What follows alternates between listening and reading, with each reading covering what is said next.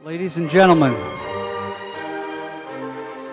we'd like to thank you all for coming to the 2017 Utah Valley University MBA Convocation. We'll be starting momentarily. At this time, we'd ask that you move in towards the center aisles if needed, so that other folks who are coming in can find a seat more easily. We'd also like to remind you of a request that there be no flash photography from the guests. It will disrupt the pretty pictures we're having taken over here. We know you'd like to get a great photo of your loved one as they culminate their degree here at UVU. However, we have a great team of photographers who will be taking photos as they cross the stage and over here to my right.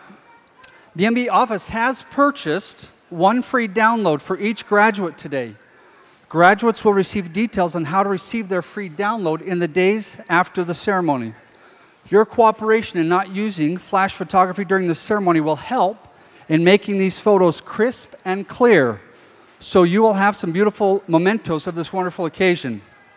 After the convocation ceremony, we invite you to join us in the Science Building atrium, which is out these doors and down the hall to my left, where we'll distribute a graduation gift to each of the graduates and enjoy some light refreshments. Thank you.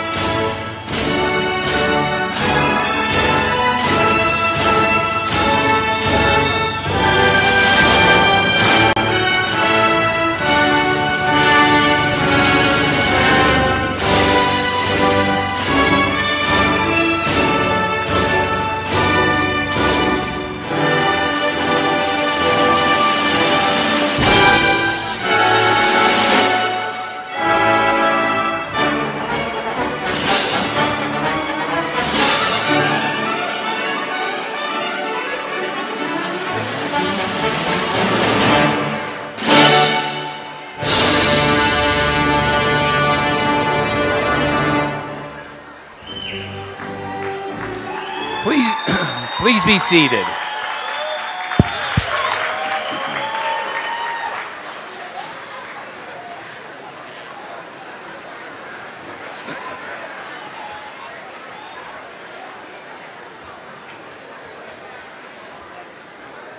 Well, welcome to this great event. We're glad to see you here today.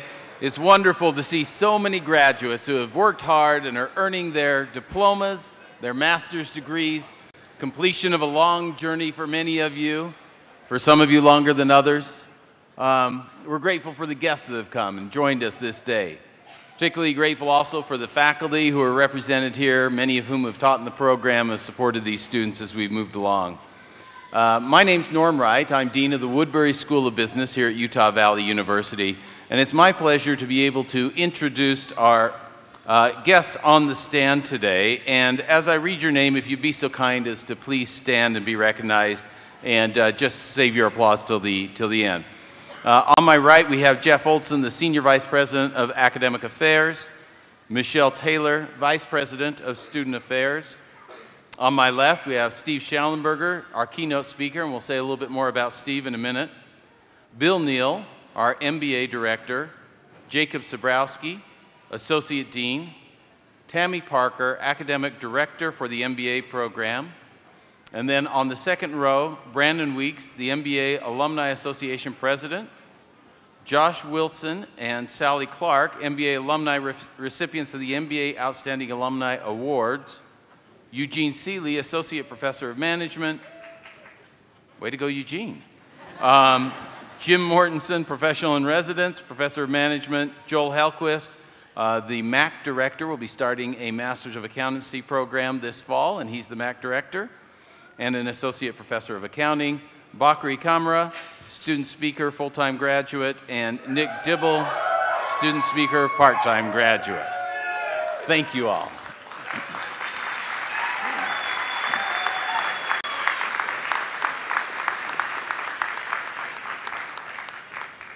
When I first arrived 7 years ago, it was the start of the MBA program. And so I arrived on day one, and on day two we started an MBA program. Actually, there had been about 3 or 4 years of good hard work that had happened before, and it just happened to coincide with my arrival as well. And over that, when we started the program, we had one cohort with about 40 great students in it. They called themselves the guinea pig cohort for some reason. I'm not sure what that means. But it's been so rewarding to see how this program's grown over the 7 years. We've added approximately one cohort each year, an additional about 40 students. And the result is that we've got all of you wonderful graduates sitting here today in numbers that we would not have imagined 7 years ago. Also special about this particular group is this is the first time we've had cohorts off of our main campus who are graduating. So we've had a cohort at Thanksgiving Point, an Adobe cohort. And it's wonderful to be partnered with some of the industry leaders in our valley as they've recognized the value of an MBA from Utah Valley University. So with that then, all these MBA graduates have completed a rigorous 1-year full-time program or a 2-year part-time program. Each one has demonstrated the ability to work effectively in teams, think creatively, solve problems, recommend solutions, and present findings for a variety of subjects. We'd like to recognize just a few of these students today for their achievements during the year. First, if you'll open your program to pages 6 through 8, there are those who, at the time of this convocation, there's still a couple of grades to come in, are in the top 10% or the top 20% of their class. These students have worked very hard over their time in the program, and we'd like to acknowledge them.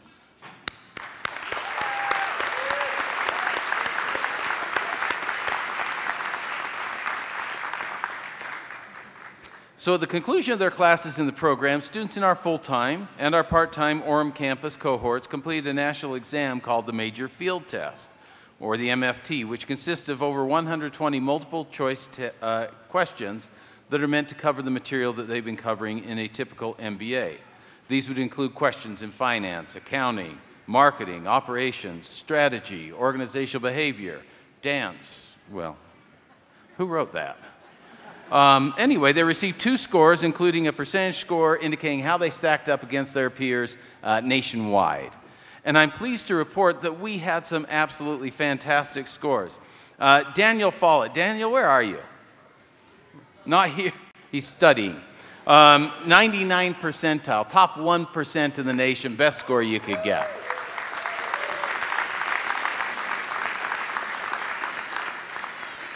Then we had students who were in the top 2% of our national scores. Derek Entz, Riley Lewis, Skylar Martinson, Shauna Marsh, Jansen Walker. And then we won't read through all of them, but we had a number of students who scored in that top 5%, top 10%, and overall as a group, the team did very, very well. So we're really pleased for these students and their performance. Now, this cohort also took a pretest last fall so that they could see if they improved, because if you went through our program and your score went down, then that says something about you or us. We're not sure which.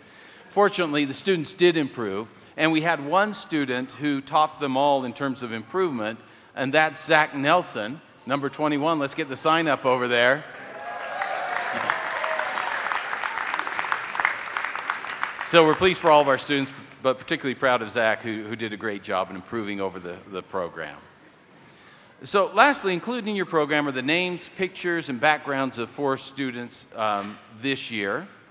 The Graduate Leadership Award is presented to students who have demonstrated exemplary leadership qualities during their academic program through service, scholarship, and commitment to become value creators by applying the engaged learning principles fostered by Utah Valley University. It gives me particular pleasure to acknowledge Aubrey Lay, Pontius, and Andre Obata. Would you go ahead and stand if you're here?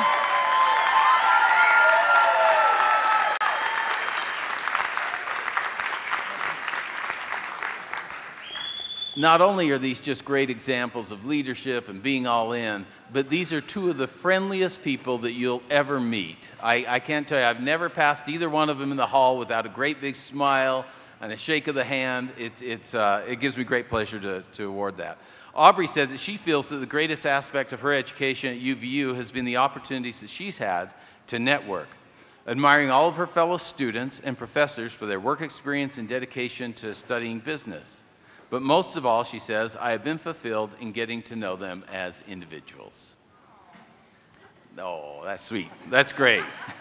Andre shared that the best part of his experience at UVU has been the focus on the practical side of knowledge, and when professors brought in their real-world experiences to classes and projects. And Andre participated this year in the ACG Cup, a finance case competition. His team came in first place at UVU and earned the right to face the statewide competition against teams like BYU, University of Utah, and Westminster in the state competition. While the judges only announced the first place team, Vaughn Cox, the finance faculty member advisor to the team, said that the UVU team came in second place. Well done.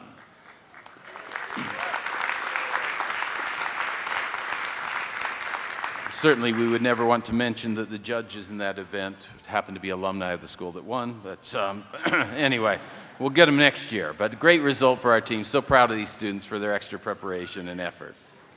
Now, the Graduate Achievement Award is presented to students who demonstrate outstanding achievement of the goals of the MBA program and mission fostered at Utah Valley University through initiative and commitment, and who have applied engaged learning principles in both classroom and extracurricular settings.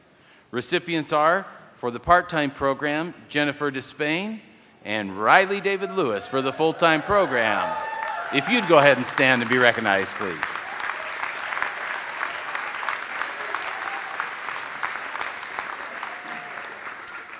We're so proud of both of these students, and we won't mention that Riley was my graduate assistant because that would suggest that maybe the deck was rigged, but anyway, he's a great student as well. Jennifer says that she enjoyed the hands-on activities in her UVU education and loved the team that she was placed on, always feeling encouraged and supported by her team members.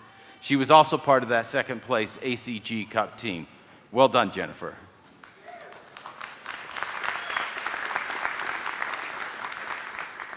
And Riley states that he feels that he was given incredible opportunities to learn from real-life experience, working with professionals and having a meaningful assignment as a graduate assistant that provided the engaged learning experience that creates real value for him going forward.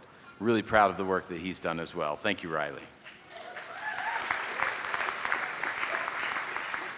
So representing our students today, who will be sharing their thoughts, are two students who were voted on by their fellow graduates and the MBA faculty and staff. And I love the fact that we do this, that we ask you to say who should be up here sharing their thoughts and their feelings at this time.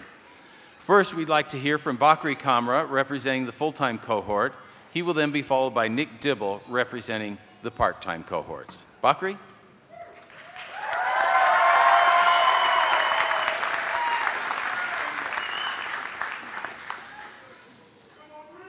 Oh yeah, that's my name. Class of 2017. I'm humbled by your selection for me to represent you and share some thought with you today on one of the most important days of your life. I feel honored and blessed. At first, I questioned the voting system because I thought it mistakenly populated my name with the most vote. It is a tough challenge to stand up here and talk to you and your loved ones who are here to support you. But I decided to embrace the challenge because here at Utah Valley University and in our MBA program, we believe in and support each other more than anything else. When I was in 3rd grade, my mother decided to take evening classes to increase her level of education. At first, I hated it because after school, we always had to go wait for her in the car until she was done, and I couldn't play soccer with my friend. As an 8-year-old kid, my brain was not developed enough to understand what she was sacrificing for. Growing up, I later realized that she wanted to be promoted in order to contribute more to our family so that she and my father could provide the best education for my sisters and me. Without my parents' sacrifices, I wouldn't be here receiving a master's degree today. My parents and my sister believe in me more than anybody else my life has. This is the reason why I always ask the men above to give me the courage to always make them proud. Without them, I would feel like a lost boy on the playing field, not knowing where to go.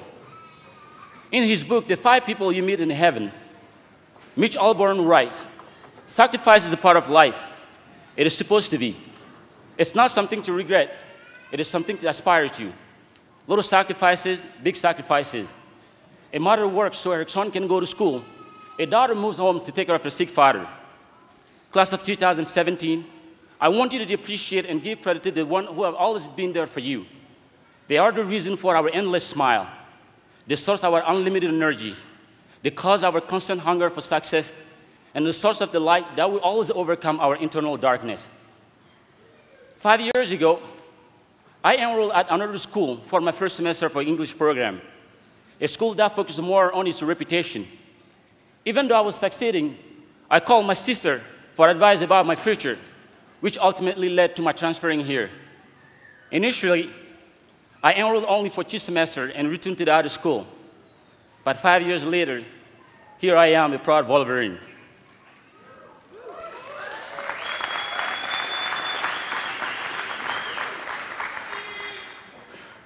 Here at UVU, from the English program to the MBA program, our faculty member always ask the same question: what can I do to help you? What do you need? I'm pretty sure we've all heard the encouraging words like, "You're wonderful and smart." When I first heard a word like this, I was flattered, but I took it as a compliment. Later, I realized they were being honest with me in sharing with me, and I'm sure with you, that once we are accepted into the program, they are confident that we'll be successful. Honoré de Balzac once said, "Someday, you will find that there is far more happiness in another happiness than in your own." The professor here at UVU understands this concept. Since day one, I realized that I'm not alone in this journey, because there are people here who believe the student can achieve anything and become anything in this world. They believe in me, they believe in you, they invest in us. They're missing the opportunity of being recognized by giving up on multiple researches in order to have enough time for us.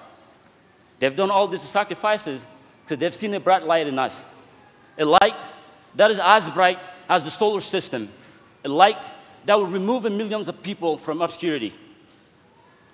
We cannot let that light extinguish, because it will not only revive this wonderful faculty member, but it will also be the living proof of what they've seen us and what they've dreamed of.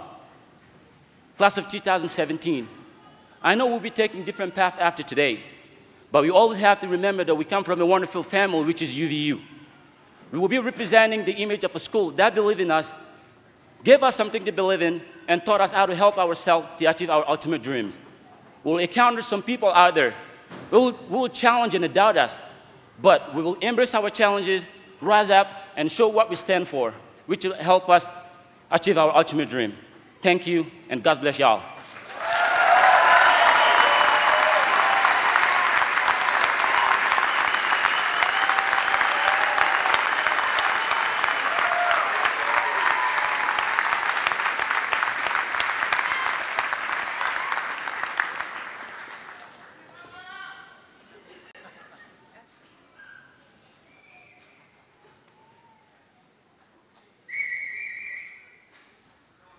I don't know if I want to follow that. Thanks a lot, Dr. E. That's great. No, that was awesome. Good morning, graduates. 2017. It's an incredible position to be in. Like background, I'm so humbled to be given this opportunity. And honestly, I'm more surprised that I'm even up here. I think I was most likely in high school to be the lead of a failing improv group. So definitely wasn't expecting to actually speak to my peers. Wearing my magician's cloak and feeling all whimsical. But since I have been given this platform, he owes me money for that word. Since I have been given this platform, I want to quickly take advantage of it and share my love to my wife and my boys, and gratitude to them, especially for her, for going through this extreme challenge with me. And for those of you that did this MBA and not being married, that was a good choice. But for those that have that significant other, the ones that waited late hours for you to come home, the ones that felt like single parents or just felt single again, I promise you from the bottom of our hearts, thank you. And for those like my parents who would not allow me to be a college dropout, thank you. And then to the faculty and staff, and for those that envisioned this program, thank you. You guys have changed our lives.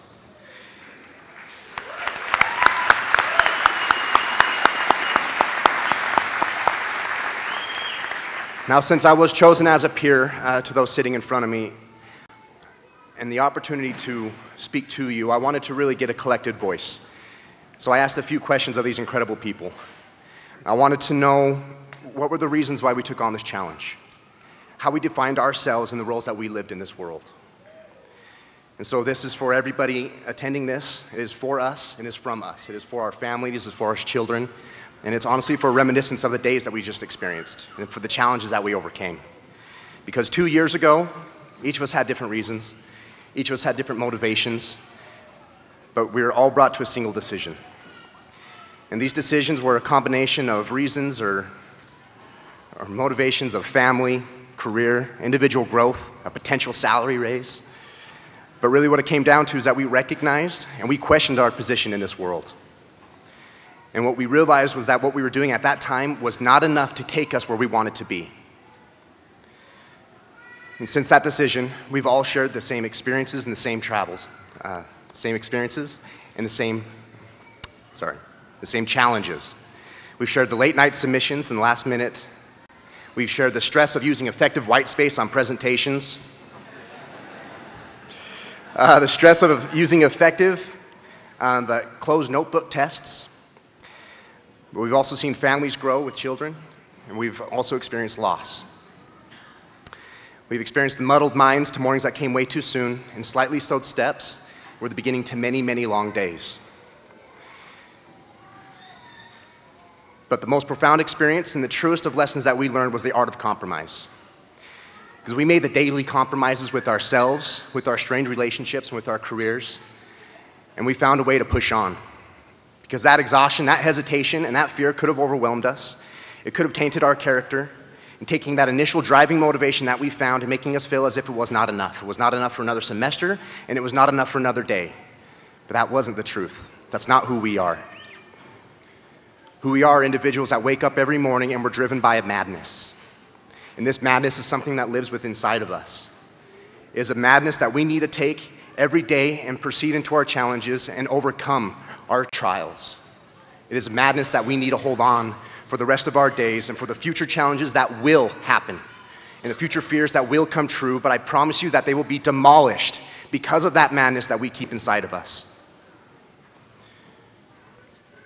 We have defined our triumphs by staring in the eyes of our adversity, and we exploited our discouragement and our fear, and we put it back into where it belongs, as a fuel and as a propellant under our feet, and something that drives us and pushes us.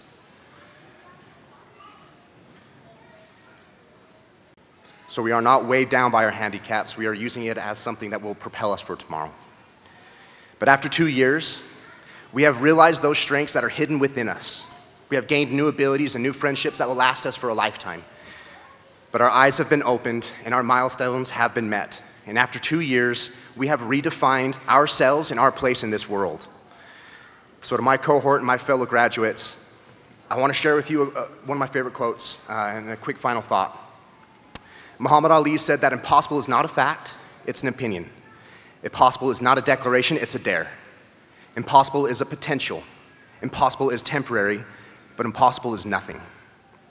So my fellow graduates, I beg of you guys to take on your impossible and to challenge the status quo. Take all that we have accomplished in these last 2 years and do not allow your desire or your madness to stop.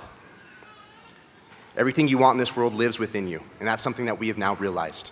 But it is the passionate heart that achieves that realization. So in summary to everybody, this is our part-time cohort. We are mothers and fathers, husbands and wives. We are innovators, puzzle masters, dreamers, champions, role models, business leaders, and community advocates. We define ourselves as compassionate, inquisitive, loyal, protectors, dedicated, influencers of good. We are servants, lovers, and friends. And we are today's leaders. Thank you.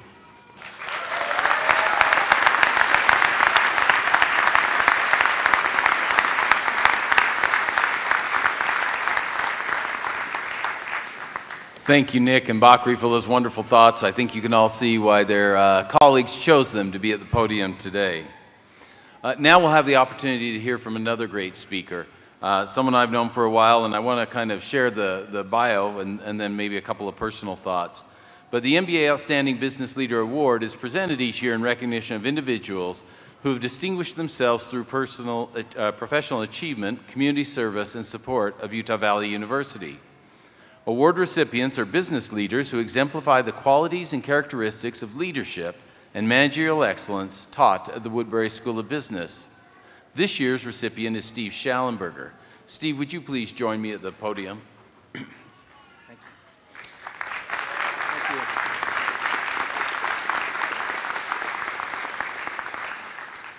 Steve Schallenberger has more than 45 years of experience as a successful business owner, senior executive, top-rated speaker, and best-selling author.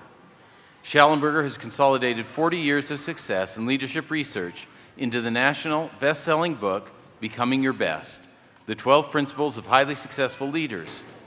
Leaders from around the world have used principles from the book to transform their teams and organizations, including, might I add, the Dallas Cowboys. So we'll see how they do this year, right? Right. The real Love test. them or hate them. Right? As a young entrepreneur, Schallenberger beat numerous organizations from the ground up. He has successfully led companies in 4 different industries. During his formative years, he continued his education at the Harvard Business School and worked many years with Stephen R. Covey as a senior leader and member of his board of directors. He has served as president of the Brigham Young University Alumni Association and is currently a member of the Utah Valley University Business School National Advisory Board. He has served as the chair of the Utah chapter of the Young Presidents Organization and has been a member of the International Group of CEOs and Presidents for 35 years. Schallenberger has also served as president of America's Freedom Festival, the Provo Chamber of Commerce, and chairman of the Utah County Republican Party. He has been married for 43 years and has been rewarded with 17 grandchildren, with one on the way. He says he enjoys having fun and helping others achieve their potential. And I can just add on a personal note, having known Steve for a number of years now, that he is a real gentleman and just a real supporter of the people around him. I can't tell you how many times that I've seen him, always with a big smile on his face, and he always tells me I'm doing a great job. And sometimes even deans need to hear that. So I appreciate Steve's support of me personally. Even more importantly, I appreciate your support of our MBA program. And you may not want me to share this, but you didn't put it in the contract, so I'm going to. Steve has been a supporter through scholarships and also an important gift for our new business building that we hope to construct over the next couple of years. So with that, Steve, we have a little gift for you, a little recognition, and we'd like to take a photo, and then we'd like to invite you to take the podium. Thank you.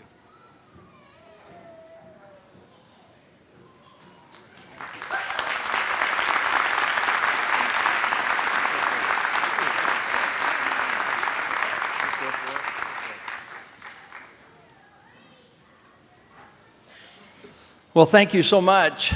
It is a delight to be here. Jeff Olson, our Senior Vice President of Academics. Michelle Taylor, a good friend, Vice President of University Student Affairs. Our wonderful Dean, Norm Wright. Bill Neal, our extraordinary administration that we have, the administrators for this program, for our faculty, our honored guests that are with us today, but especially you, our graduates. We congratulate you. We are thrilled to be here to celebrate with you. This is absolutely an epic day, isn't it? It is a huge crossroads. Way to go. Congratulations. And I am absolutely humbled and most grateful for this recognition. I thank the business school, the university, and I will always remember this day together with you, and this will be a symbol of you going forth and making a difference in the world. Now, just a few weeks ago, my wife and I, along with our family, had the opportunity to travel to the land of her ancestors, Roxanne's ancestors in Norway. We had a great trip, and we took a bus ride from Oslo to Bergen, which is across the country. And as we went across, I thought, well, I'll take advantage of this time, being aware, thinking of today, to get a little information on what they remembered from graduation speeches. And so I, one by one, went by, asked them what they remembered. By the time I got to the end of the bus, only 3 out of 25 could remember anything from a commencement speech. 3 out of 25. That's not very good. And as a result, I decided to entitle my talk today, "The 4 Things That Will Have an Extraordinary Impact on Your Life in Terms of Success and Happiness That You May Not Remember." And let's have a little fun doing it. And at the conclusion of my comments today, there will be a quiz for everybody. This is a university, right? And so I'll simply have you turn to another person and see if you can remember these 4 things. So here's the first one, is be or use and have a becoming your best attitude. One of my very favorite quotes is good, better, best, never let it rest, till the good is better and the better is best. Now in just a few minutes, I'm going to invite everyone here to see if you can memorize that in 30 seconds. I'll show you how to do it. In 1981, as a young executive, personal computers, desktop computers, were just coming out. Radio Shack had this fancy new personal computer with a disk drive that would hold 28K of memory. Wow!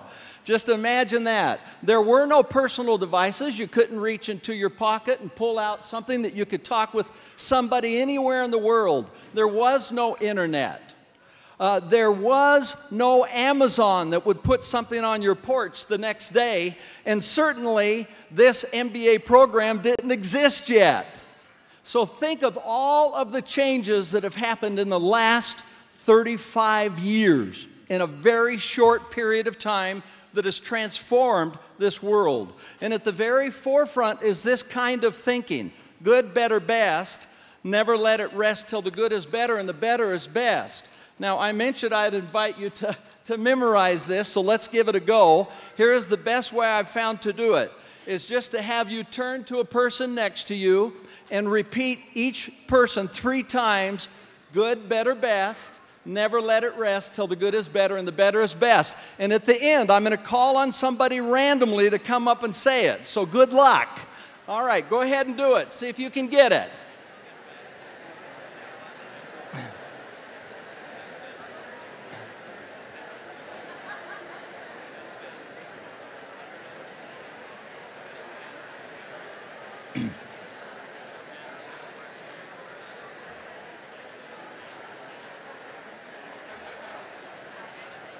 Okay, let's see how we did.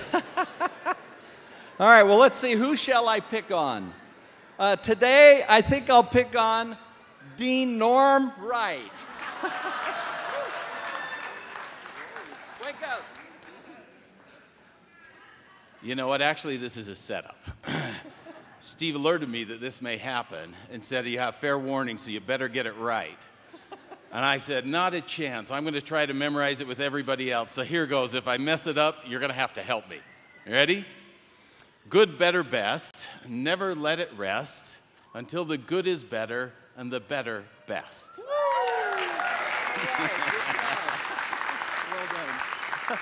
That's why he's dean, right?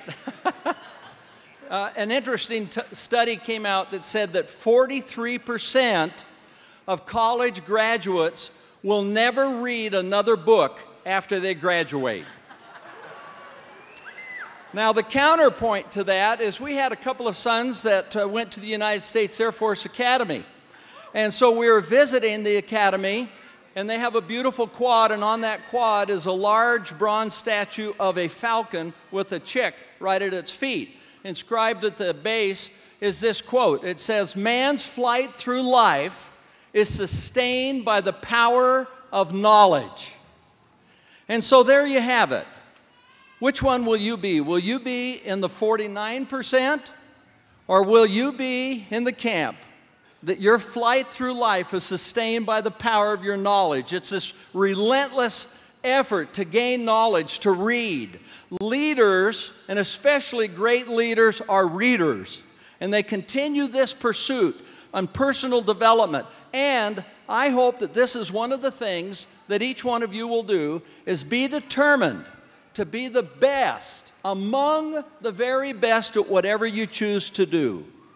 And so it's this mindset that helps you do that.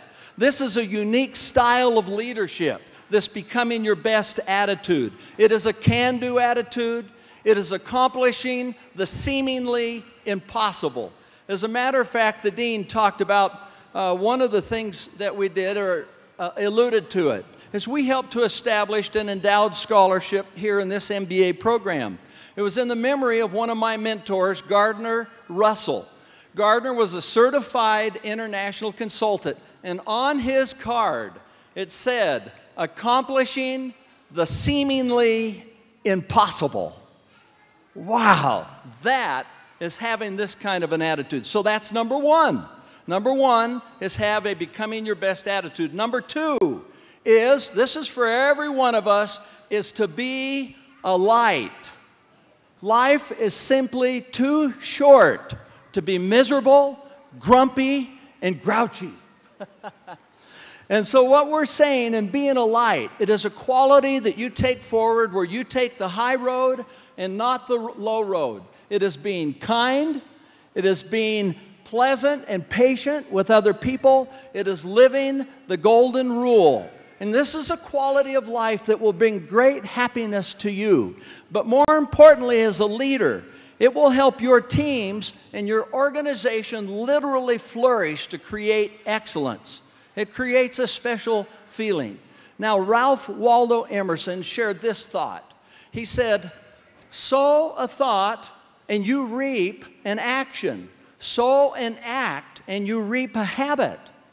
Sow a habit and you reap a character, and sow a character and you reap a destiny." So where does it all start? It all starts with the type of thoughts that we have. And if they're good thoughts and they're kind thoughts. One of the companies we had in a period of 10 years hired 5,000 college students, extraordinary college students, to work with us during the summer. And we would hold a one-week training school. And in that, we realized that this is both a skill set and a mindset in order to be able to create this excellence. And so we would teach them how to have positive self-talk. This is one of the things you can do to put the right kind of thinking in your mind.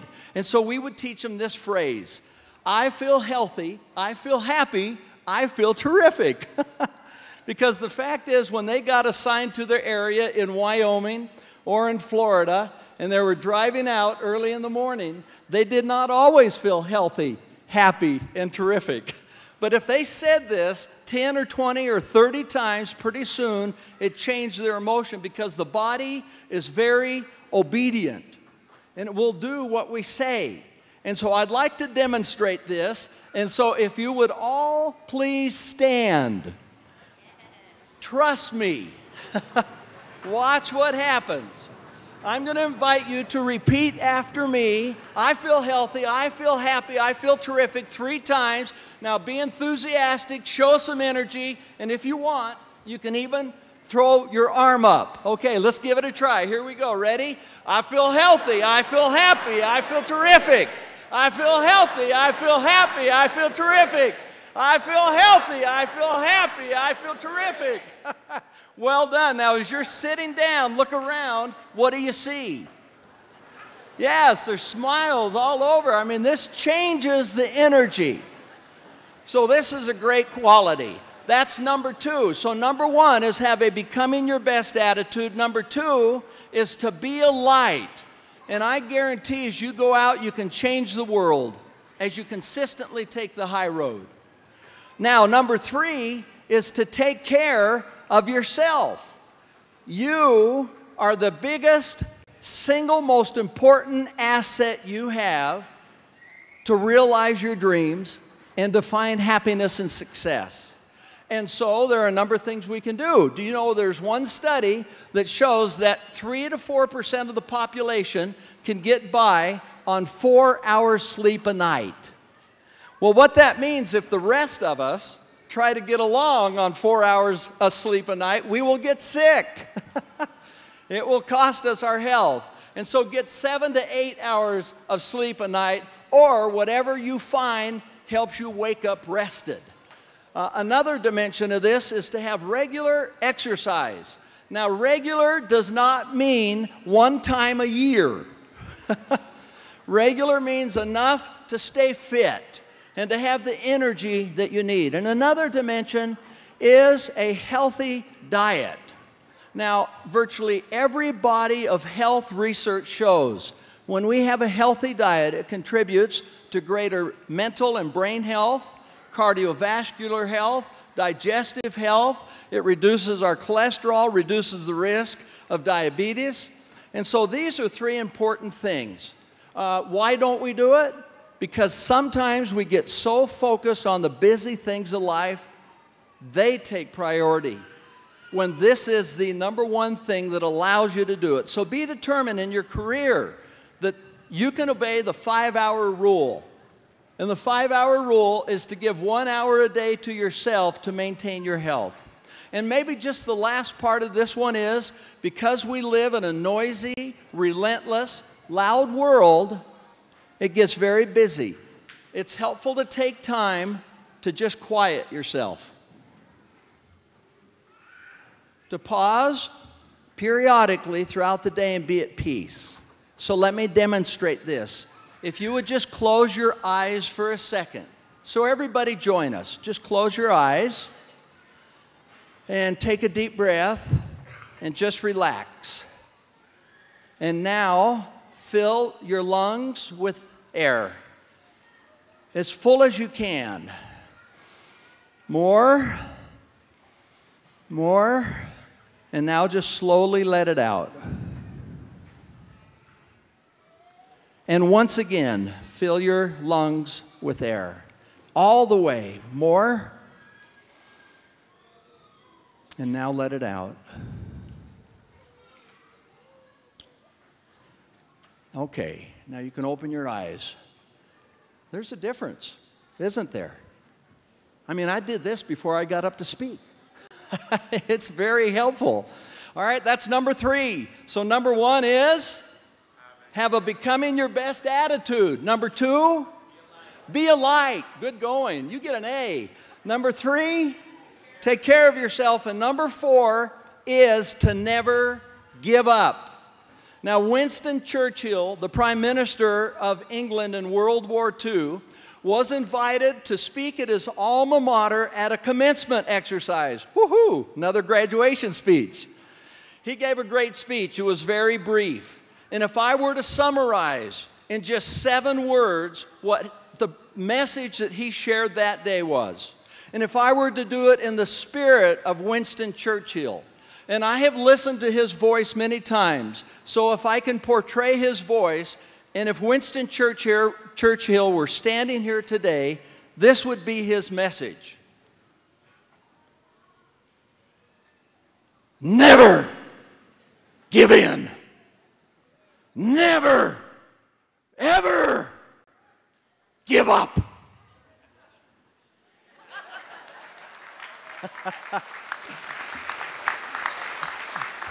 The crowd was stunned when he said that. There's quiet, and then they erupted into an applause with a standing ovation when they understood the power of this message. Just a few weeks later, he delivered a message to his entire country and to the world as they had endured this bombardment from the enemy that was so discouraging, and the war was starting to turn, and he said, "We will never give in. We will fight them on the beaches. We will fight them in the fields with our pitchforks, but we will never give up." And it was this steely determination with this terrible time that turned the tide of the war. Every single one of us will have setbacks. We'll have discouragements. We'll have failures. Part of the research I've done over 40 years in interviewing over 150 CEOs, business owners, is they experience 4 major failures in their career. They also experience 7 major successes. One of my failures came after I'd run a company for 10 years. We'd had great success. And then in a very short period of time, we had a catastrophic financial setback of many millions of dollars. I had guaranteed the loans. The bank started calling the loans. It was overwhelming. It was discouraging. And I didn't know what I'd do. I had 2 choices. One is to take it on and face it head on and try to resolve it. The other is to lay there and quit, to walk away, to go away. I decided to take it on. Little did I realize it would take me 7 years, 7 long years, to satisfy every obligation. In the middle of that time, I remember I got up many nights at 2 and 3 a.m. trying to figure it out. How would I make payroll in a few days of $40,000 or $50,000, not knowing where the money would come from? And one of those nights I knelt down and I prayed. And I said, Heavenly Father, I don't know the answers. I'm at the end of my rope. I don't know how to solve this. And I'm willing to work as hard as I can, but I don't know where it's going to end up. And so I give my life to Thee. And wherever I end up, I'll end up. At that moment, a peace came over my soul, and it has never left since. I knew that things would work out. Things will work out. The dark will turn light, and things will be okay. I had no idea to understand at the end of that 7 years that I'd be a vastly changed person. That things could end up as they have 100 times better than where I was when we started. And this is the way it goes. So these are the 4 things I'd like to just share with you today that you may forget. And so if you'll now turn to a partner, see if you can remember the 4 things we've covered today. I'll just review them to give you a heads up. That is to have a becoming your best attitude, to be a light wherever you go in the world, to take care of yourself, and to never give up. Okay, give it a shot.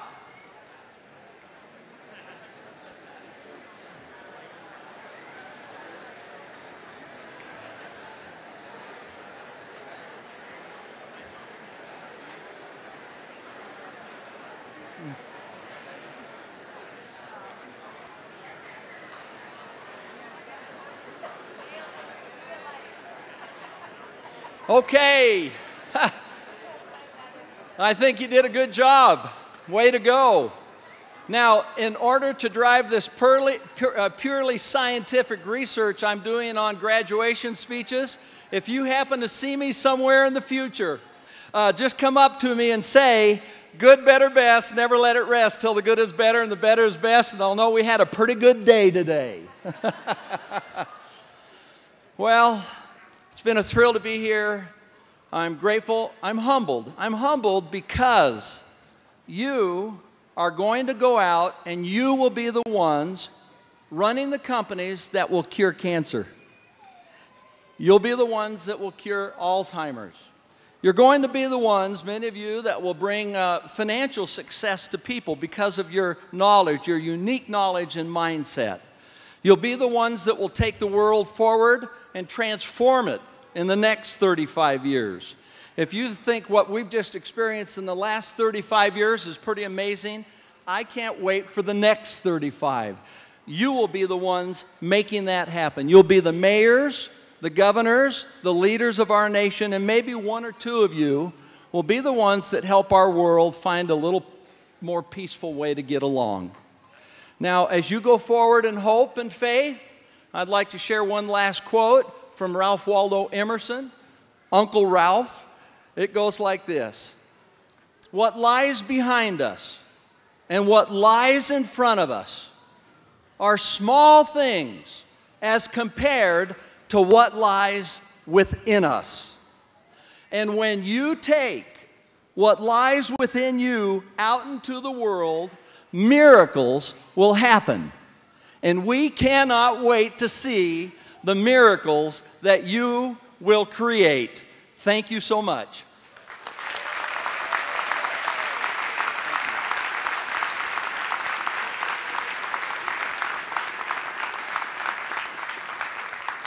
It's always great to hear from Steve. I appreciate his confidence in each of us and his confidence in you and his being here today, the support that he's yielded over the years and will continue to bring to our MBA program, to our business school. I think the moment's arrived. The moment that we're all here for. This time we'd like to acknowledge each of the graduates and invite them forward as directed by our ushers.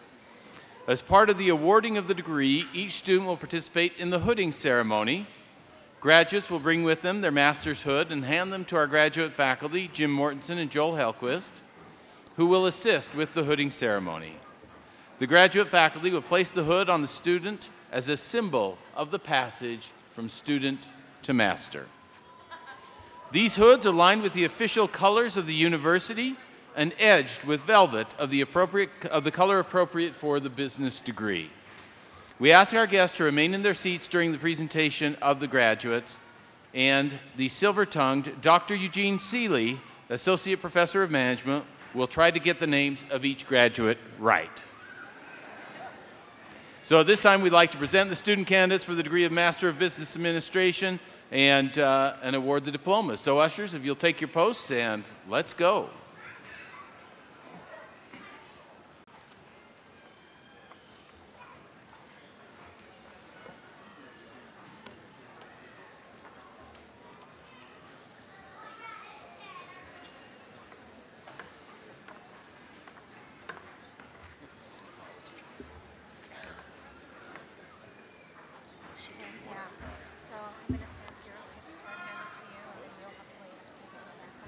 Okay, well, I'm just wondering if they're going to walk behind me, if that's...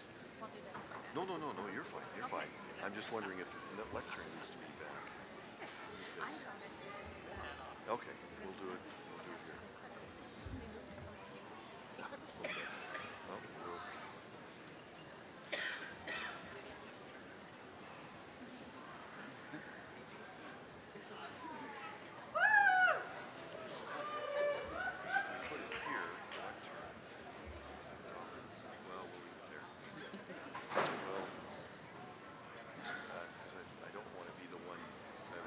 students, and if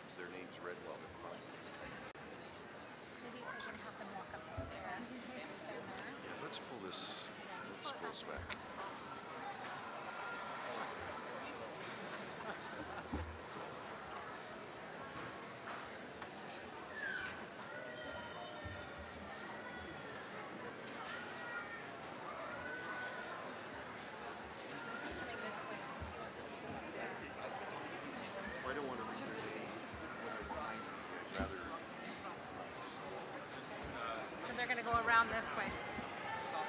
So we may need to even scoot it back even like right here. Yeah, yeah. Okay, and you're good to just put them upside down in there? Yep. Okay.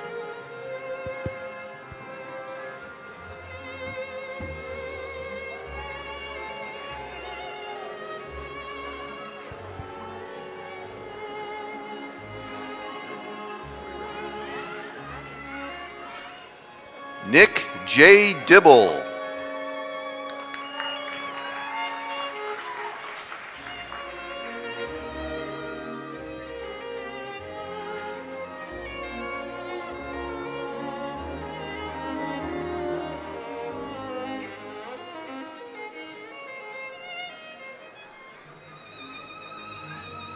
Bakari Kamara.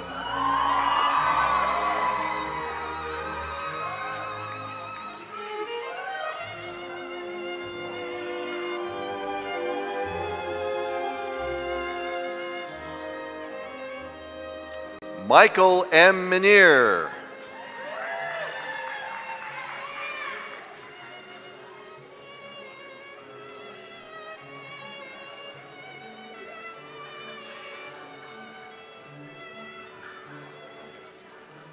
Sean Pack.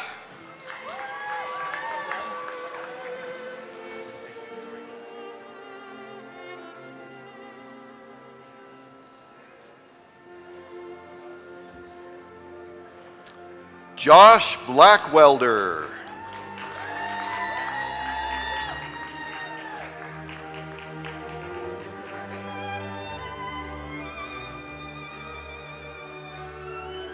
Kelvin Jasperson.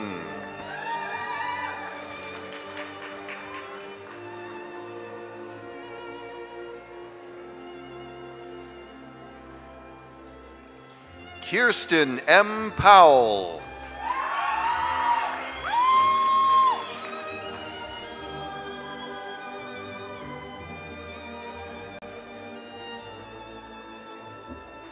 Sasha Smith.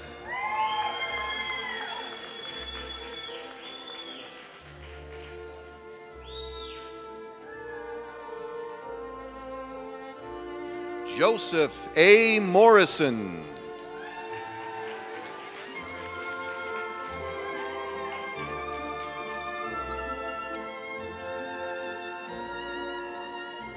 Matthew C. Cole.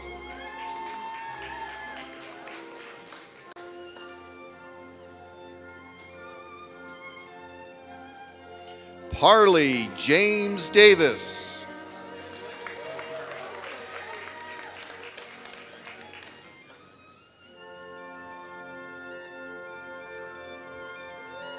Jesse Thomas Lee.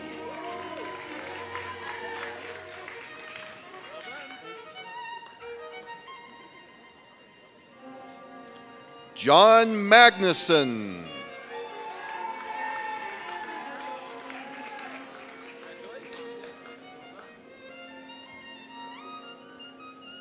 Shauna Rare.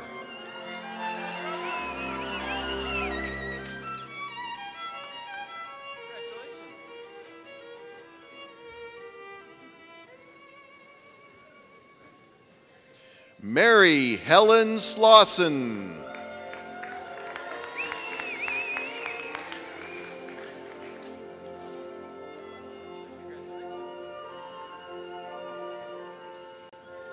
Trevor W. Smith.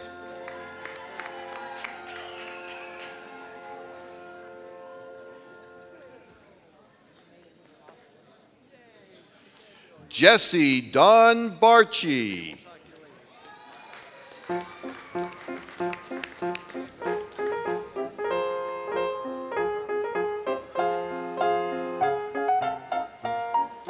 R. Tyler Griffiths.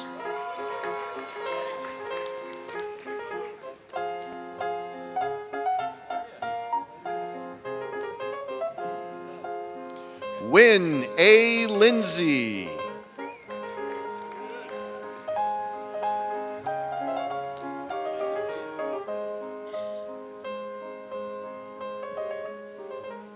David A. Mountier.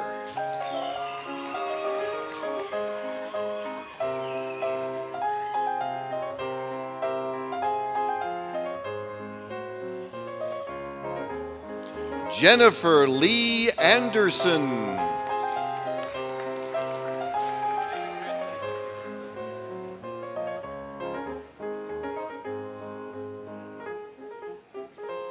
Joshua J. Davis.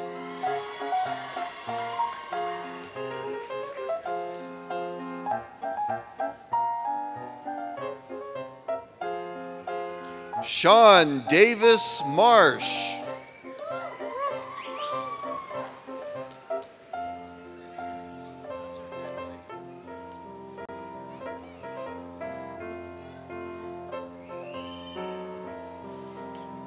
Andy Carter.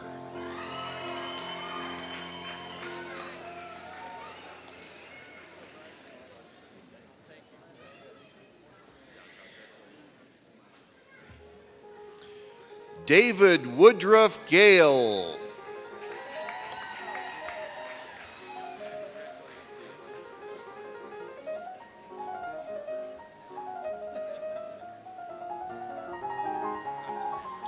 Nathan Phil McDonald.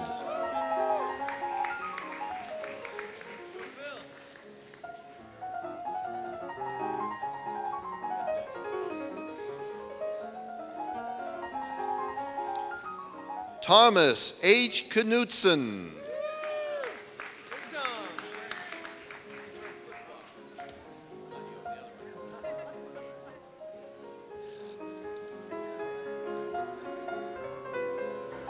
Marissa Ann Tushin.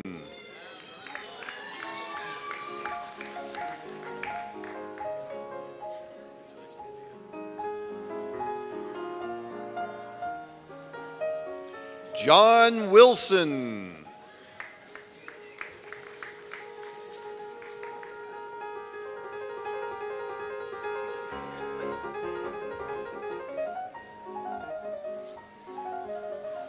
Michael Cordova.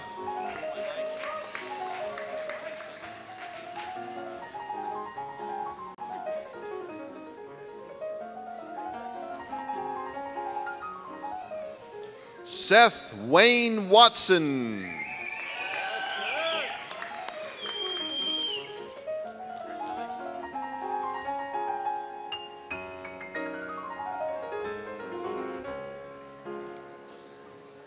Ricardo A. Traferi.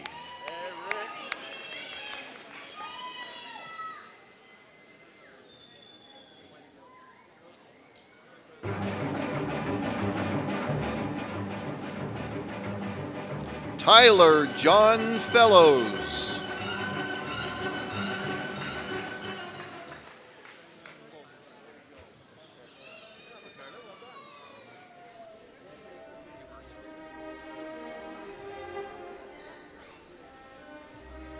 Severin Ngoma.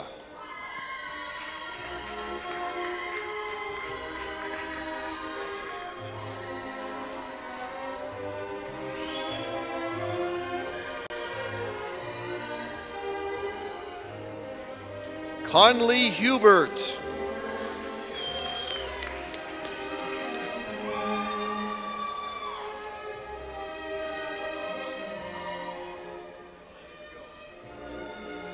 Reed A. Doxey.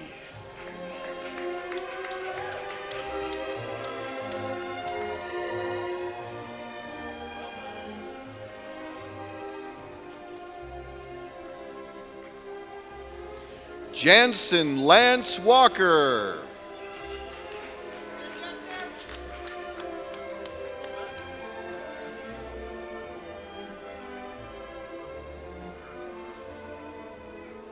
Ryan Adam Jury.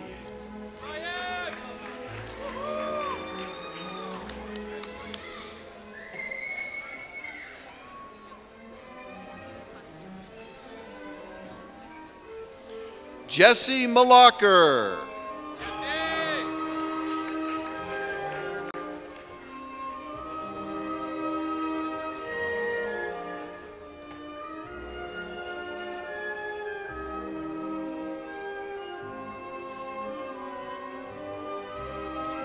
Aubrey Leigh Pontius.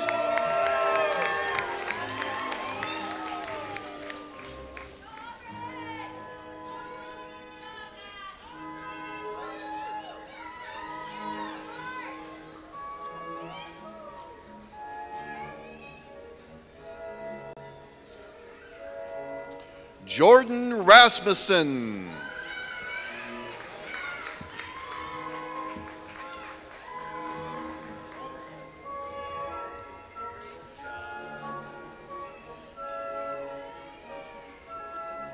Brian M. Wright.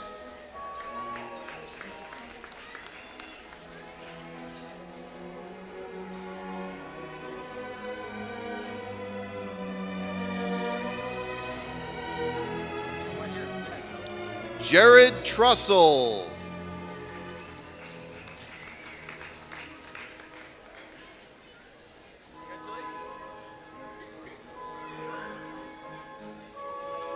Daniel Webster Dunn.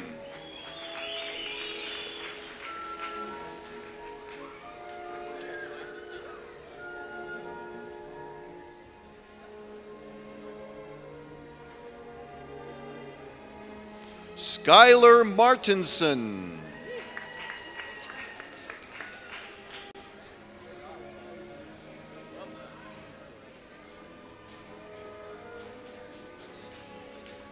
Joshua Benton Tuckett.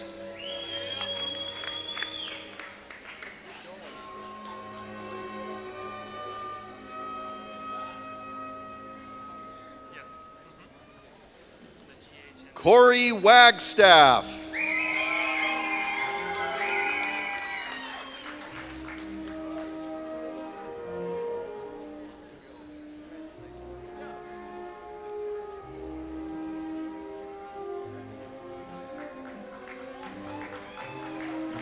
Zach Stratton.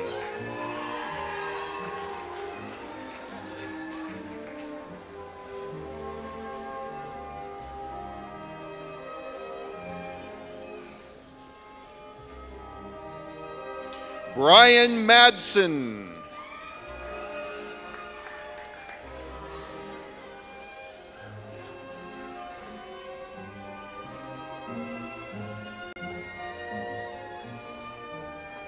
Chad Workman.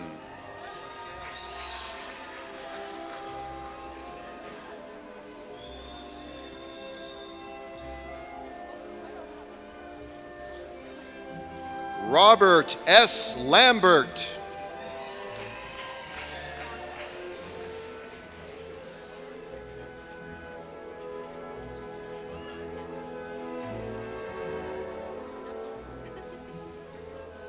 Chantel Jensen.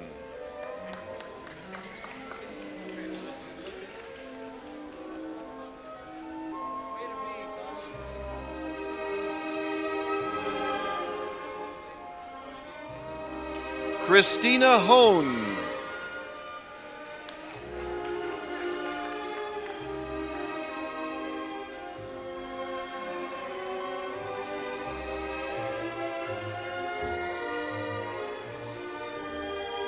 Jennifer Despain.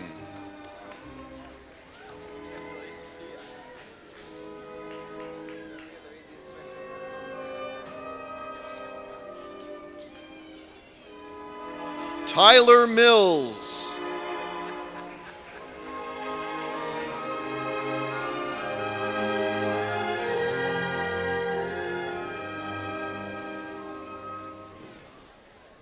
Ian Bowles.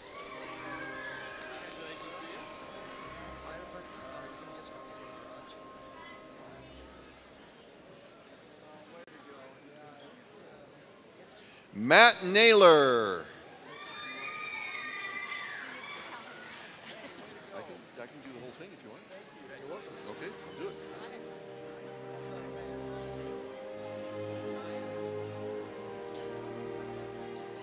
Burampatna Hemaraj Gowda.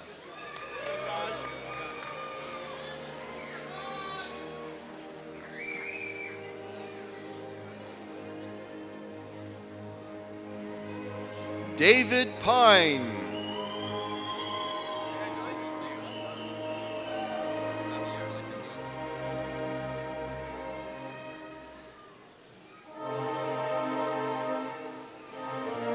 David Koyman.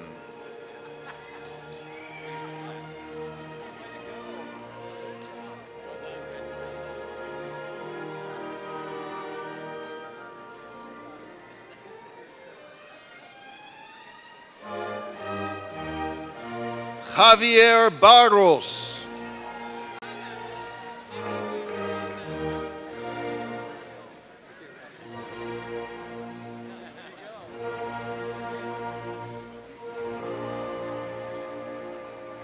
James A. Street.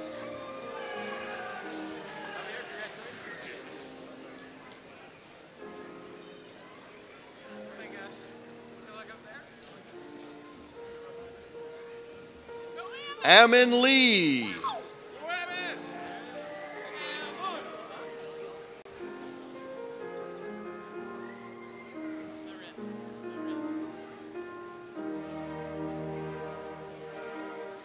Emmanuel Rivas.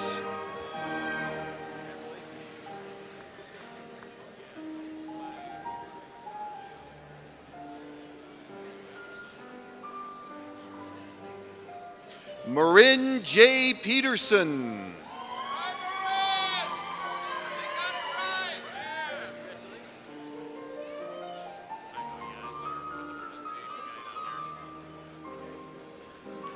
Weston Berry.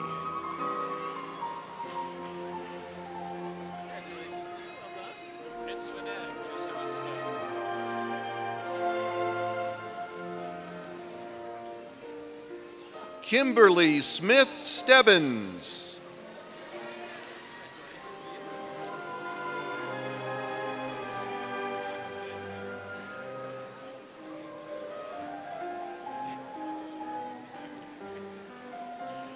John Atchison.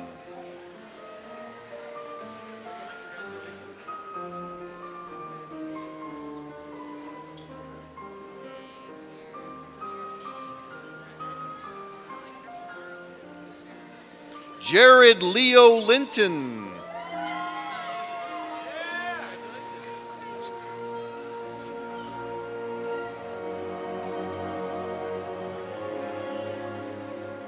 Lindsay Carolyn Lewis.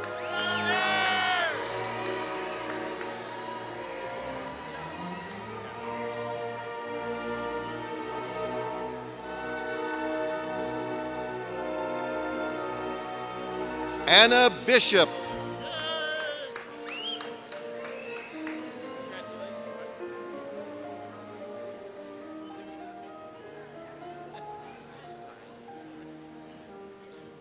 Caleb Matthew Banks.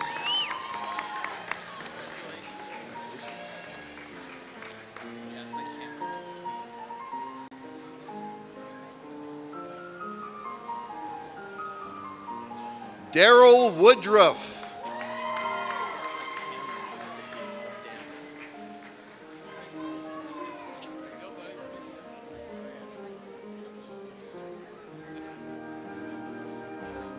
Bronson M. Dameron.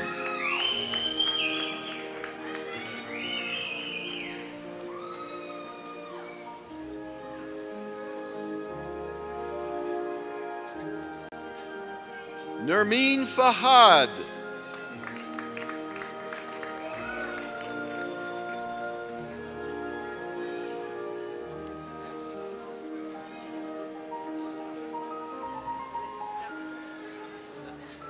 Stephen Glenn Brown Jr.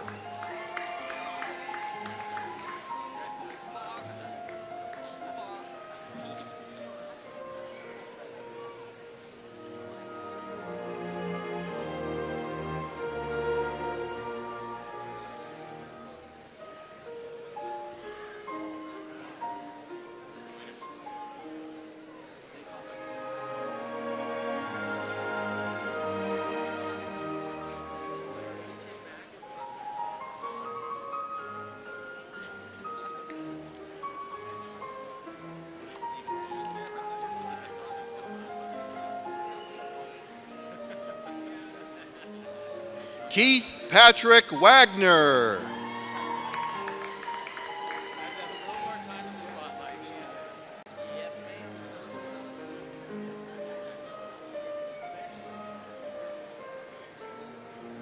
Joseph R. McFarland.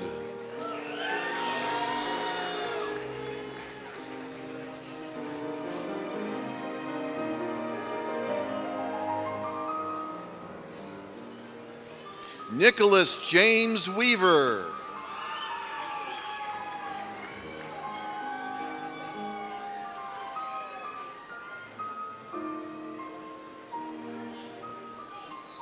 Brad Foster.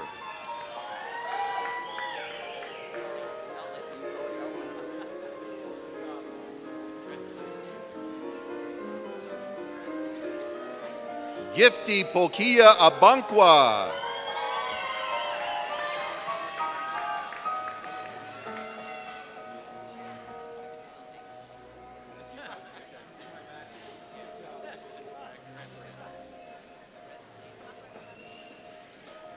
Kristen Palmer.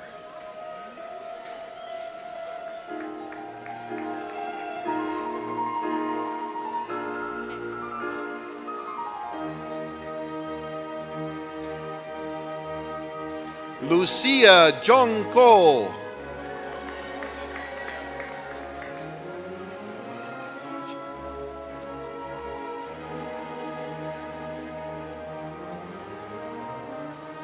Brooke Flores.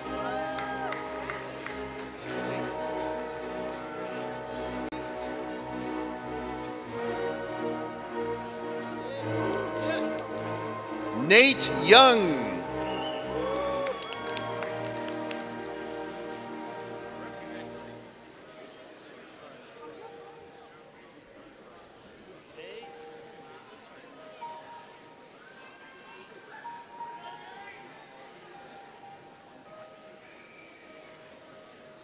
Jacelyn Nicole Brown.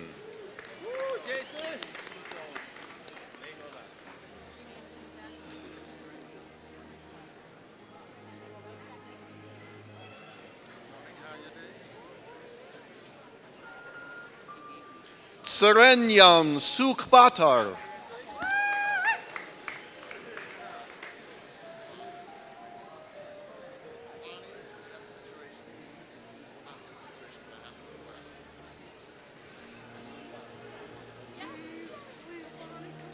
Athol Howden. French? Okay, I'll ask him.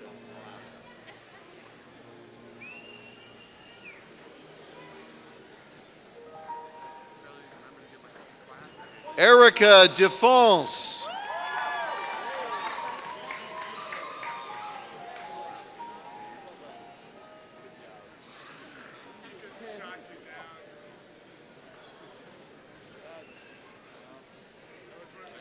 Bree Gabriella Owens.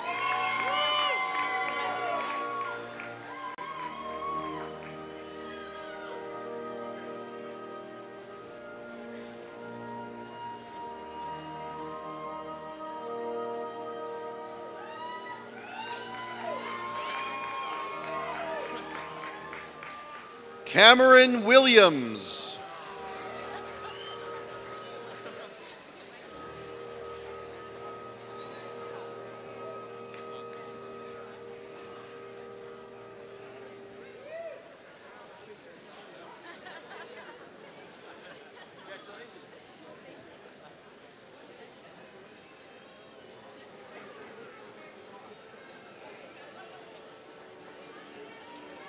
Eric Porter.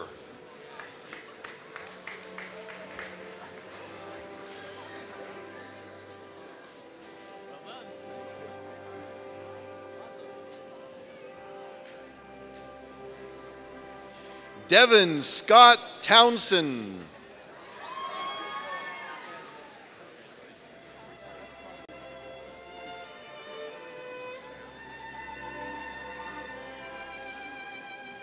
Benjamin Grimaud.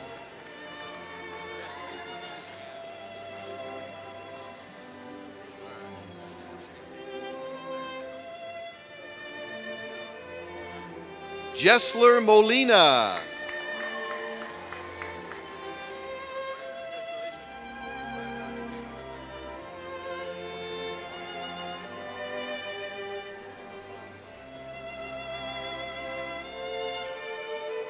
J. Stephen Richards.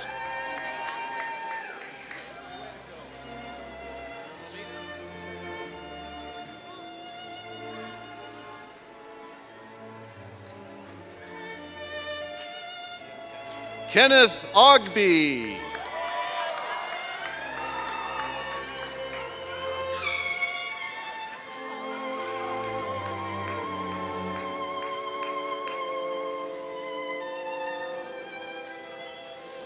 Zachary Nelson.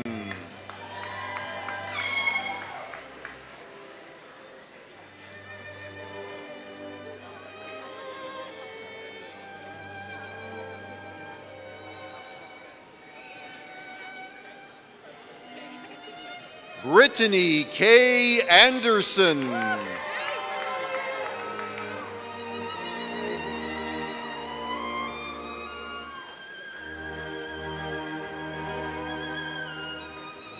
Mackenzie J. Mackey.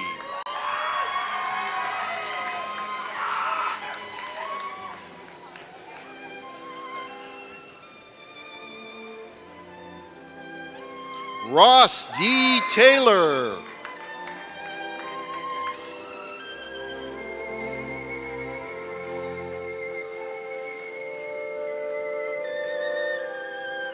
Jacob Birmingham.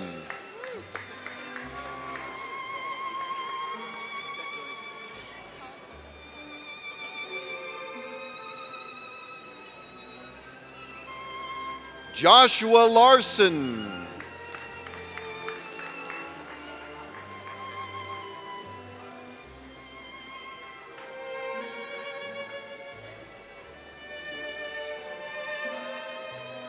Logan Ingram.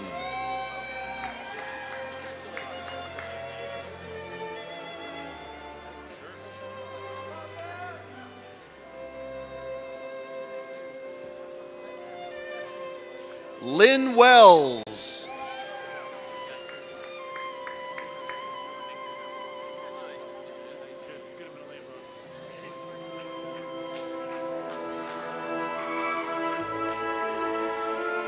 Nathaniel Eugene Evans.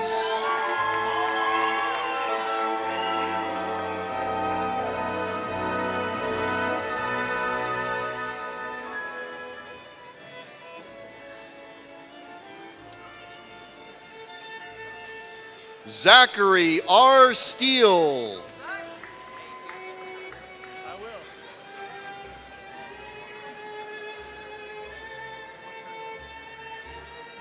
Jessica Elizabeth Newman.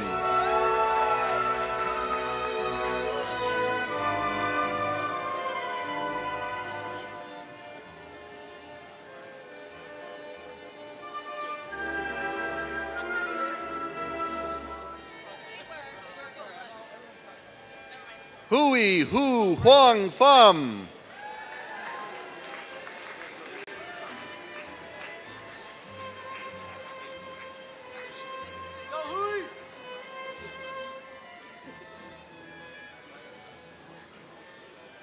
Riley David Lewis.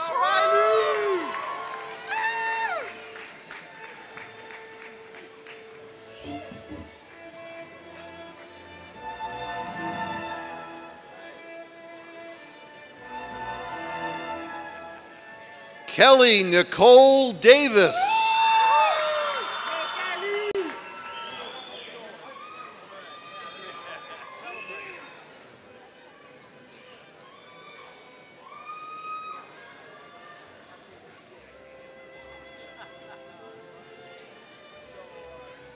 Andre Obata.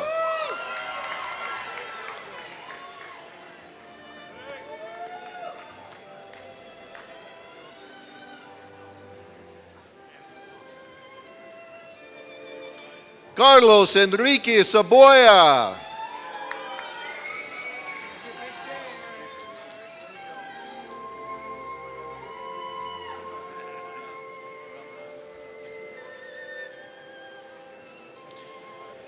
Derek Entz.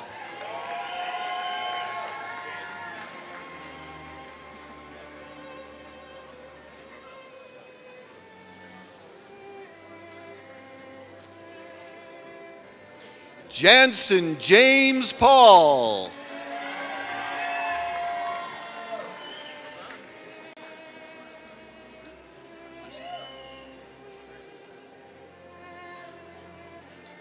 Colt S. Roethlisberger.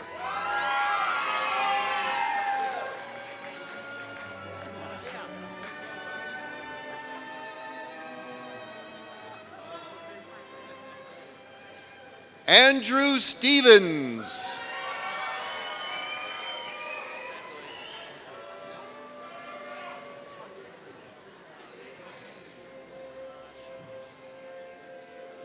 Elizabeth Diane Goodman.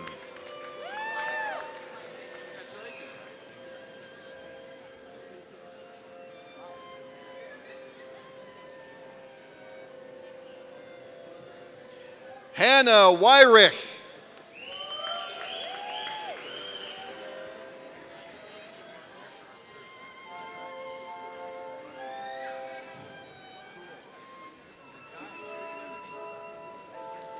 Shannon L. Edwards.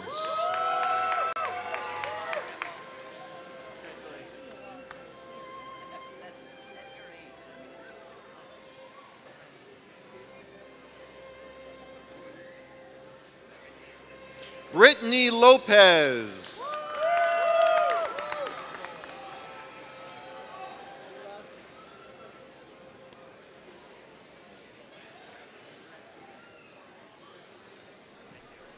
Gabriel Guerrero.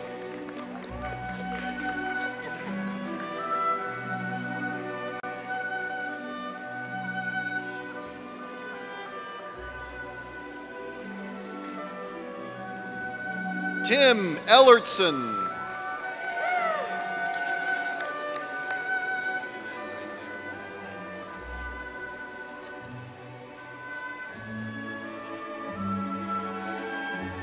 Samuel A. Nelson.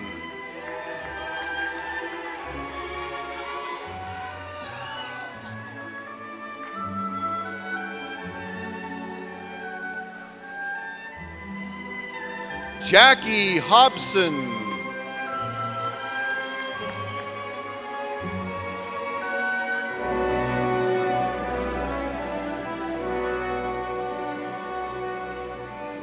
Andrew Harrison.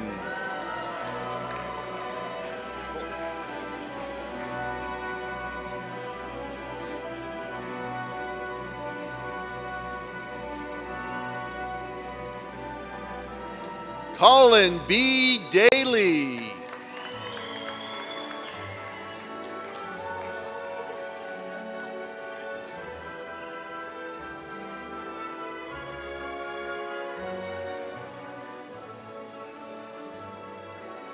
Tim Rannigan.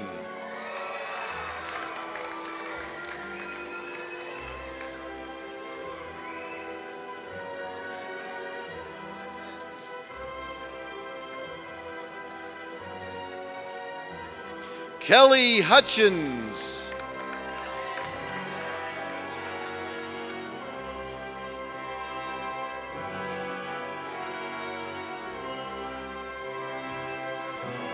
Jafani O'Daly.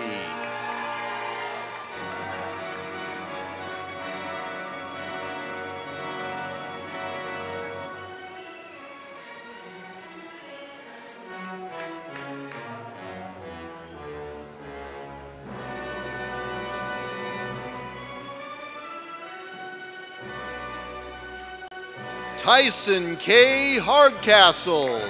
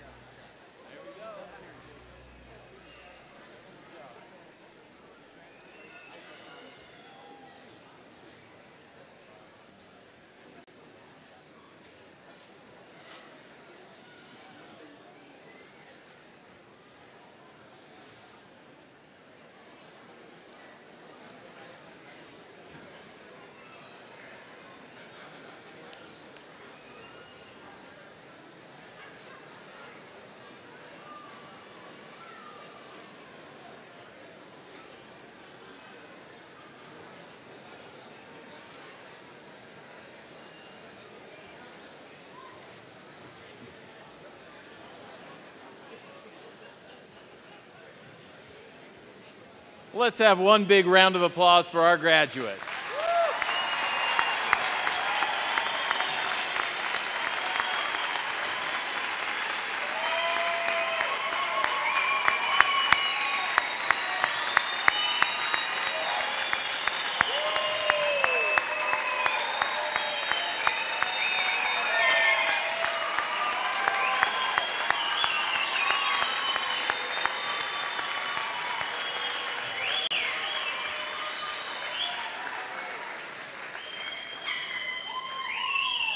At this time, we would like to present the student candidates for the degree of Master of Business Administration.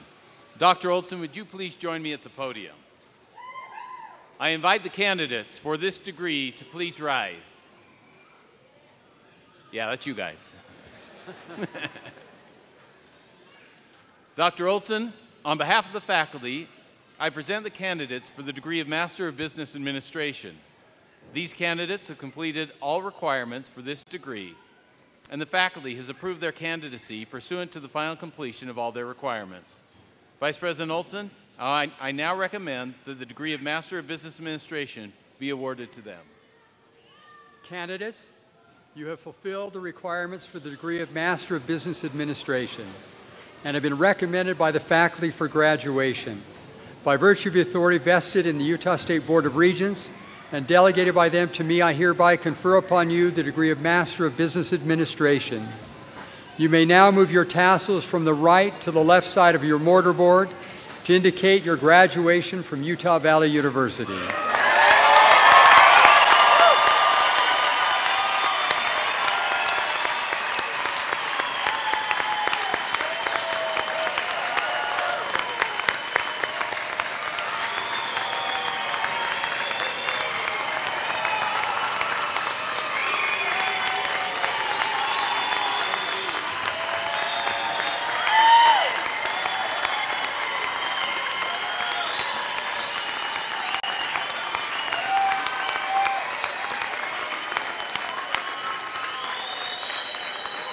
While the graduates are still standing, I think this would be a great opportunity for you to acknowledge your family, friends, faculty members, and staff with a round of applause for all of their support and encouragement to you.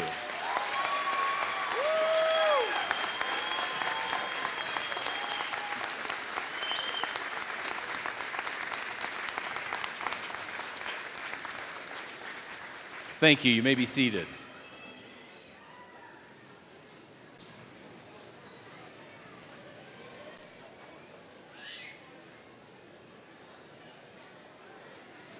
Bill Neal will now present the Certificate of Achievement to the family of Brandon Ikaika Kalani Reyes.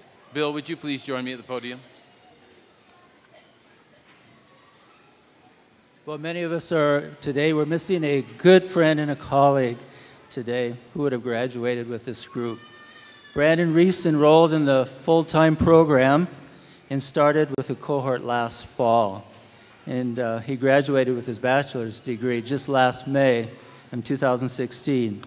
Brandon had deep Hawaiian roots, and having lived in Hawaii myself for 30 years, I knew a little bit about where he came from and a lot about his cultural background. He was enthusiastic about life, very ambitious, and had a great desire to learn. Here's just two examples. He prepared and passed the Chartered Financial Analyst exam on his first attempt as an undergraduate, and he was an avid reader. His teammates, his cohort members, the faculty and family members started a library in his honor in our Bloomberg lab where we donated copies of some of his favorite book titles. He served as the first president of our UVU Enactus team, which competed for the second time nationally this past spring, and they were ranked in the top 10 among the 500 chapters in the U.S. We attribute that to Brandon's leadership in establishing a strong foundation for that organization. Brandon went out of his way to help others, and he made them feel loved and important. He was a friend to each of us. We are confident, in fact, that he's here today, and he's truly enjoying this celebration with you as you're here to enjoy the day. Above all, he was a dedicated family member, including and especially as a husband and father. He loved his children, DJ and Kai, and he adored his wife, Mary. Several of his family members and friends are here today. We honor them. We appreciate their joining us today, and we'd like to invite Mary now on stage to receive a special certificate in his honor. Mary?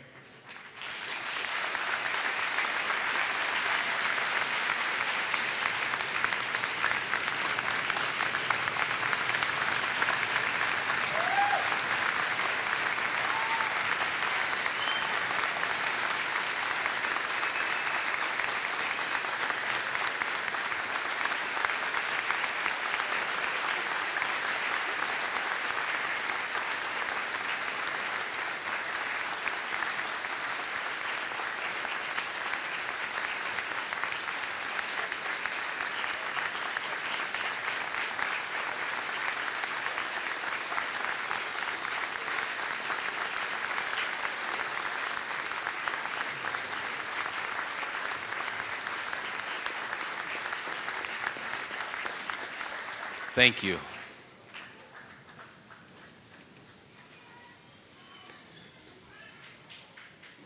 I miss Brandon. In some ways, the only thing that makes this moment a little bit bearable is the fact that we know he's kind of looking down upon us, and he's smiling at all our foibles and our short-term vision that we have with an expanded vision that he has himself. I'm grateful for his friendship. I'm grateful for his influence on this cohort. Thank you, Mary, for coming.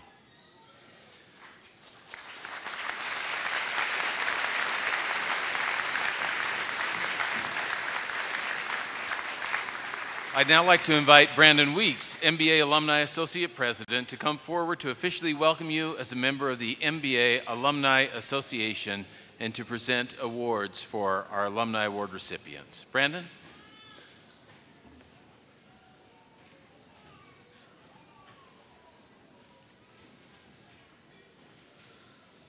Welcome, graduates, to the MBA Alumni Association. On behalf of the Alumni Board, I congratulate you on your achievement. I hope you have already seen the value of your MBA experience. I know that you have great opportunities before you. A wonderful benefit of your MBA here at UVU is the relationships and associations that you have been able to build during your time here. If you will embrace the professors and your fellow alumni in your networking relationships, you will achieve more than you, at this time, believe you can achieve. It is our goal as an alumni association to see every member of the alumni happy and successful in their career. We can only achieve this through the relationships that we build. I encourage you to actively engage yourself in the association. Get to know others of your class better. Get to know and reach out to those that have graduated before you. Remain connected with the university and assist as students enroll and participate in the program that is here. I also encourage you to attend and participate in alumni events and find time to give back and to help in the planning of activities and their successful engagement. Together we can make a difference in the lives of students, alumni, UVU, the community, and the world. Again, welcome. We look forward to the relationships and opportunities that are before all of us. Welcome.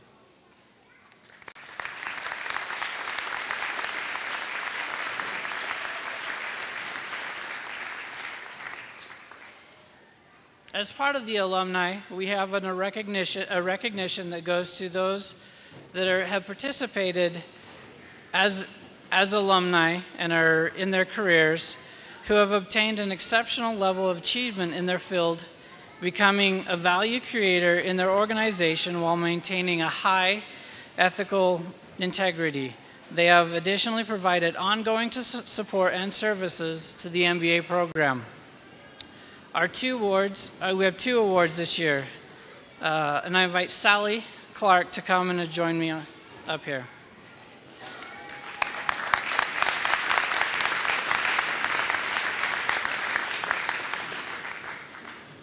Sally is currently the production and supply chain director of Rocky Mountain Oils. During her time as an MBA student and after, she has had the experience of gaining great experiences in management in diverse fields, including healthcare and aerospace. Giving back, she has returned to UVU as an adjunct faculty member, where she says it is a great experience to see the moment when a student really clicks and fully engages with a new concept. She says the engaged atmosphere at UVU really helped her to solidify her understanding of the strategies, skills, and techniques she needed to excel.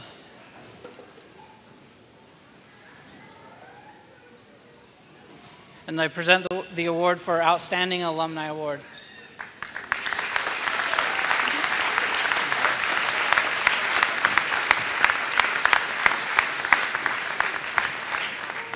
I'm a slow learner, so they have to tell me where to go. Next, I invite Josh Wilson to join me. Although only recently graduated from the MBA program, Josh has accomplished much in the past year. He is currently the head of sales and talent acquisition for Vivint Solar. He is the owner of Kindred Tongue LLC, a marketing and branding agency for social influencers aiming to connect with nonprofit organizations. He has been the executive producer for the music festival Country Explosion for the past 3 years. He has been a marketing and event consultant for LuLaRoe Enterprises, Together We Rise, and Adobe. In giving back, Josh has helped UVU alumni gain employment with his current company. And I present Joshua with the award for MBA Outstanding Alumni Award.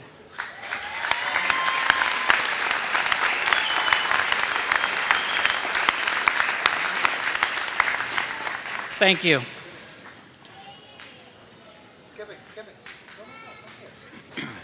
Thank you, Brandon. Well, we've now come to the close of our events today, and it's customary for the dean to give a few remarks, but I'm painfully aware that you're not here to listen to me give a few remarks.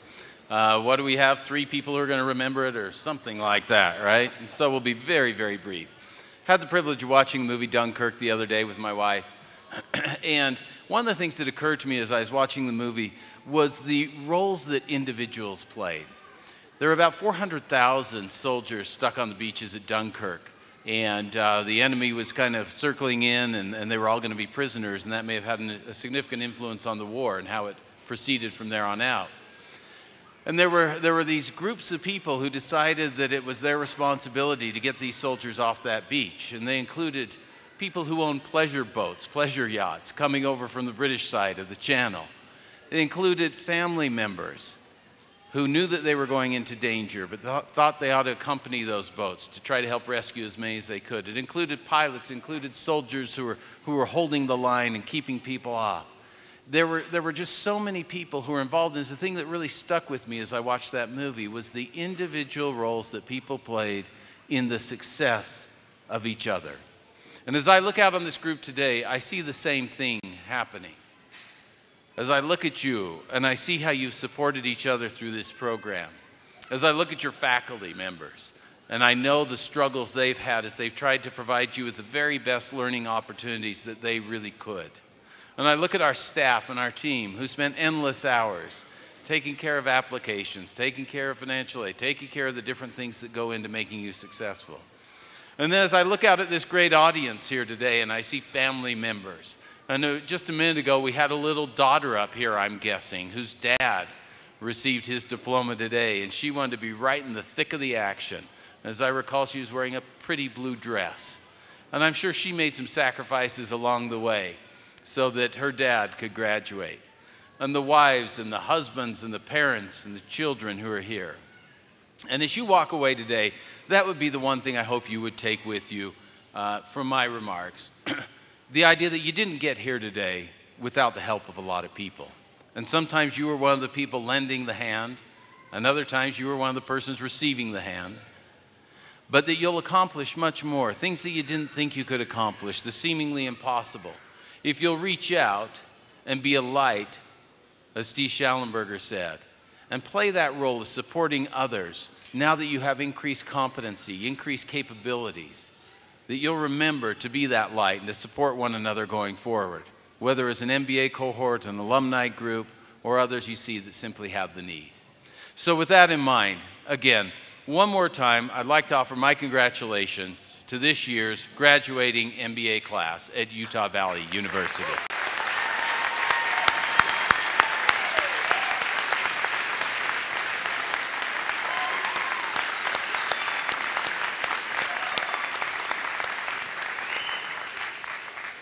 Now, I'd like everyone to remain seated while the platform guests, faculty, and students exit. There will be a reception for the graduates and their family and friends at the Science Building atrium immediately following this event. Out those doors to your left, follow the crowd, you'll find us. Families can meet their graduates at the reception. And the graduates will be just slightly delayed as they join their cohort for a picture. And then at the reception, graduates, we also have a special gift for each one of you. And with that, I bring these ceremonies to a close. Thank you very much.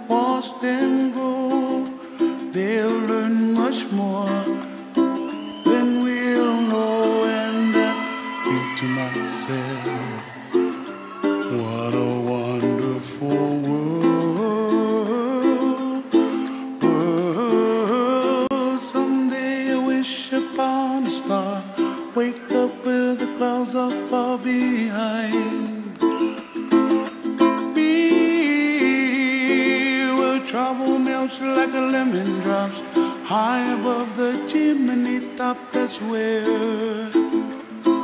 you find me, oh, somewhere over the rainbow, way up high. The dreams that you dare to, why, oh why can't I,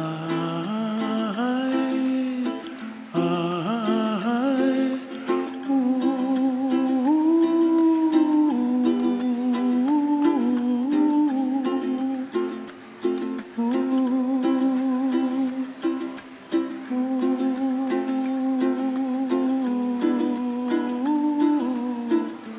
ooh, yeah.